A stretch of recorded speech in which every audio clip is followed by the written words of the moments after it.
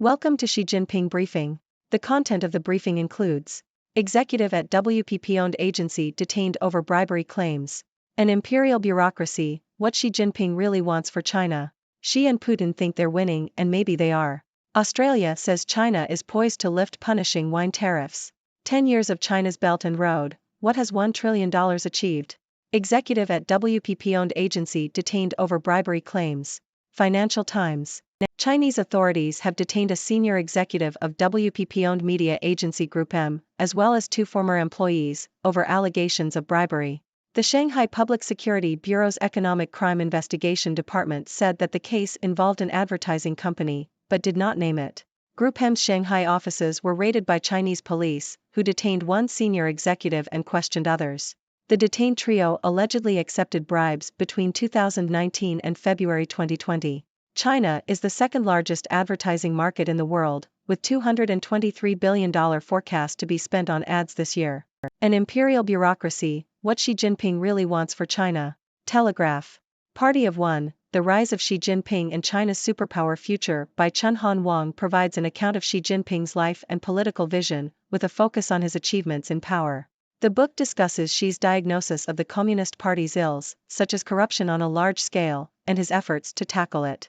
Wang also explores Xi's reforms of China's legal system, the economy, the military, and the shaping of China's national identity. While the book offers insights into Xi's policies, it does not provide in-depth insider perspectives on elite Chinese politics. Xi and Putin think they're winning and maybe they are. Japan Times. The article discusses the current state of the relationship between Russian President Vladimir Putin and Chinese President Xi Jinping. It suggests that their previous confidence in shaking up the international order has backfired, with Russia's military strength halved and China's economy slowing down. However, the article warns against underestimating the bond between Putin and Xi, and emphasizes the importance of paying attention to their game plan. Australia says China is poised to lift punishing wine tariffs. New York Times. Australian Prime Minister Anthony Albanese has announced that he will visit China in early November and hold talks with Chinese President Xi Jinping. The visit will be the first by an Australian leader since 2016 and is seen as a sign of improving relations between the two countries. This comes after the recent release of an Australian journalist who had been detained in China, as well as a breakthrough in talks to remove tariffs on Australian wine imposed by China 3 years ago. China is Australia's largest overseas market, and the trade relationship between the two countries suffered greatly after Australia called for an independent investigation into the origin of COVID-19. The punitive tariffs imposed by China on Australian barley, beef, cotton, coal, and wine caused a significant decline in Australian exports to China. However, recent developments have raised hopes that the tariffs will be removed and trade relations will be restored. During his visit, Prime Minister Albanese will attend the China International Import Expo and discuss cooperation in trade and climate change, among other issues. 10 years of China's Belt and Road, what has $1 trillion achieved? Financial Times.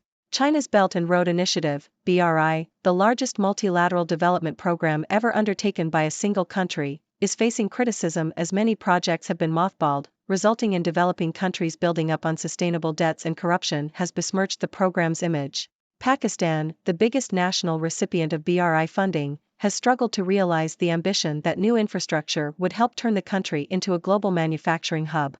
The $62 billion China-Pakistan Economic Corridor, CPEC, has fallen far short of its vision, with 40% of the projects running into trouble, according to data from defense intelligence company Janes.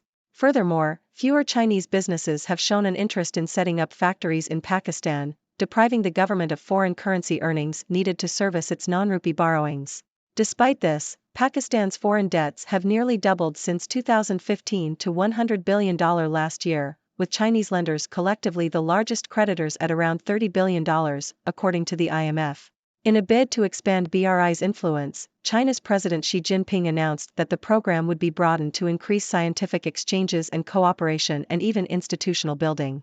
EU backs Ukraine but has qualms about Israel. That won't work. Bloomberg. The European Union, EU, is out of touch with its target audience when it comes to the ongoing conflict between Israel and Hamas, writes Neil Ferguson in Bloomberg Opinion. While EU leaders have been critical of Israel's actions, the majority of European voters, including in Germany, Austria, and Italy, believe that Israel has the right to defend itself against terrorist attacks. Ferguson argues that EU leaders are disconnected from their target audience due to a combination of factors. Firstly, they fear a new wave of refugees and a resurgence of terrorism. Secondly, they are concerned about the impact of the conflict on energy prices.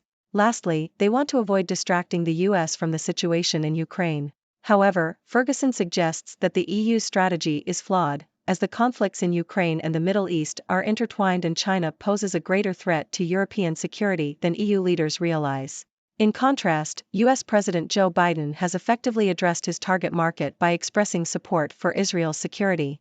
However, Ferguson warns that Biden's approach may not be effective in the long term, as he questions what the US will do if Iran and China continue to pursue aggressive actions. New US curbs on chip exports to China set to escalate battle for tech supremacy. South China Morning Post. The US has tightened its restrictions on China's access to cutting-edge computer chips and manufacturing equipment, according to the Commerce Department. The move is seen as an effort to close loopholes in previous curbs and prevent China's development of artificial intelligence for military use. China's Commerce Ministry said Beijing was strongly dissatisfied with the latest chip curbs, and warned that it will take all necessary measures to resolutely safeguard its legitimate rights and interests. The U.S. decision comes ahead of a possible meeting between the Chinese and U.S. presidents at next month's Asia-Pacific Economic Cooperation Forum in San Francisco. Observers noted that Beijing's response so far had been measured, signaling China's inclination to play down bilateral differences amid preparations for an anticipated meeting between Xi Jinping and Joe Biden. The new rules impose license requirements on exports of advanced chips to more than 40 additional countries that could divert the technology to China. Beijing reviews wine tariffs ahead of Australian state visit. Financial Times. China has launched a review of the punitive tariffs imposed on Australian wine in 2020, signaling a potential thaw in relations between the two countries. The move comes ahead of Australian Prime Minister Anthony Albanese's visit to China next month, the first visit by an Australian leader in 7 years. The review of the tariffs, which were as high as 175%, is expected to take around 5 months. The easing of tensions between Australia and China has also led to the lifting of trade restrictions between the two countries.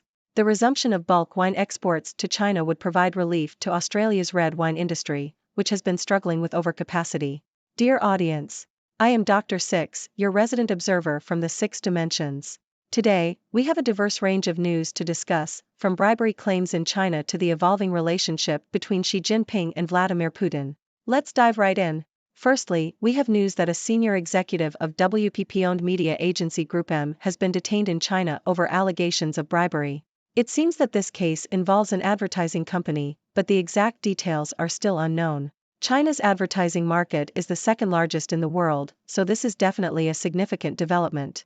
Moving on, we have a book titled Party of One, The Rise of Xi Jinping in China's Superpower Future that provides insights into Xi's political vision and his efforts to tackle corruption and reform various sectors in China.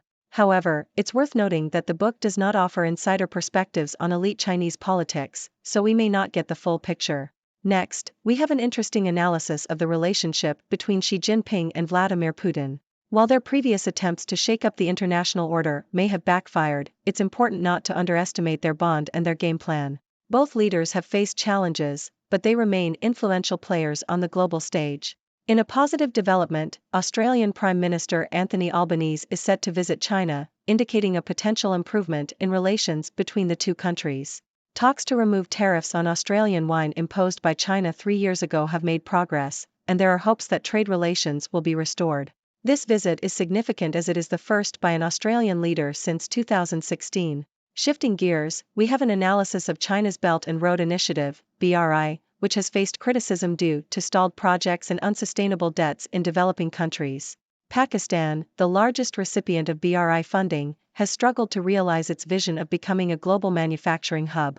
While there are challenges, China's President Xi Jinping has announced plans to expand the BRI's influence, including scientific exchanges and cooperation. In European news, there seems to be a disconnect between EU leaders and European voters when it comes to the conflict between Israel and Hamas. While EU leaders have been critical of Israel, many European voters believe that Israel has the right to defend itself. This disconnect may be due to concerns about refugees, terrorism, energy prices, and the situation in Ukraine.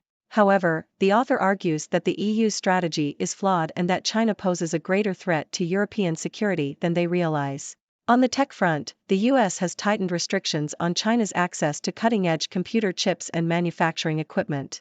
This move is aimed at preventing China's development of AI for military use. China has expressed dissatisfaction with these curbs, but it remains to be seen how they will respond. This development comes ahead of a possible meeting between the Chinese and US presidents, which adds an extra layer of complexity. Lastly, China has launched a review of the punitive tariffs imposed on Australian wine, signaling a potential thaw in relations between the two countries. This review, along with the lifting of trade restrictions, is a positive step for Australia's struggling red wine industry. In conclusion, these news stories highlight the complex dynamics at play in China and its relationships with other countries. The bribery claims and Belt and Road Initiative challenges show that there are still hurdles to overcome, but the potential improvement in China-Australia relations and the US-China tech battle indicate that there are opportunities for progress. As always, I am eager to hear your thoughts and ideas. What do you make of these developments? Dr. Six. Thank you for tuning in. The content above showcases the latest briefing reports and analytical synopses, thoughtfully curated by the 6Do team. These insights stem from a wide array of reputable media outlets, think tanks, government sources, and specialized experts worldwide. We encourage you to explore these sources for a comprehensive perspective. Keep in mind that while the content may not always align with the official standpoint of 6Do Brief, it's not meant to be taken as absolute directives for decision-making. Comprising seasoned media professionals, learned scholars, and accomplished scientists, the 6Do team embodies a trailblazing, fully independent media entity. To customize 6Do Brief to meet your professional needs, you have the option to subscribe to a diverse array of briefings on our website, 6dobrief.com. Regardless of your location, you can conveniently receive 6Do Brief via email.